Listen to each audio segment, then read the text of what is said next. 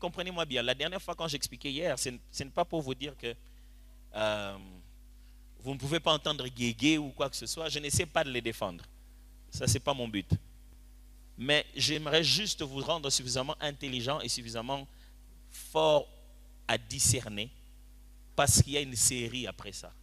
Si ça devient une arme du diable, il va taper ça sur chaque tête après. Et ce qui va se passer à l'église, c'est que vous n'allez plus commencer à glorifier Dieu. C'est-à-dire qu'aujourd'hui, je vais dire Jésus.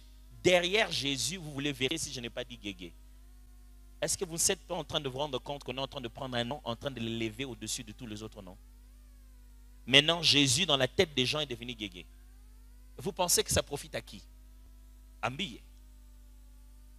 Ou ça profite au diable? Maintenant, chaque fois qu'on dit Jésus dans un chant, vous voulez vérifier si c'est bien prononcé. Vous cherchez le diable dans le cantique du Seigneur. Vous pensez que ça profite à qui? Soyez un peu plus élevé dans votre discernement. Des fois, on ne pose plus la question. Vous savez, aujourd'hui en RDC, quelqu'un aurait pris une photo de moi avec une petite culotte, torse nu, en train de marcher. La première des choses que vous allez vous énerver contre, c'est comment un homme de Dieu peut se prendre en photo comme ça, torse nu, en train de marcher? Personne ne va se poser la question. C'est lui qui a pris la photo et où? Pourquoi il lui a pris la photo chez lui, torse nu, en train d'aller vers sa piscine? Vous n'allez jamais condamner le photographe qui le met en intimité.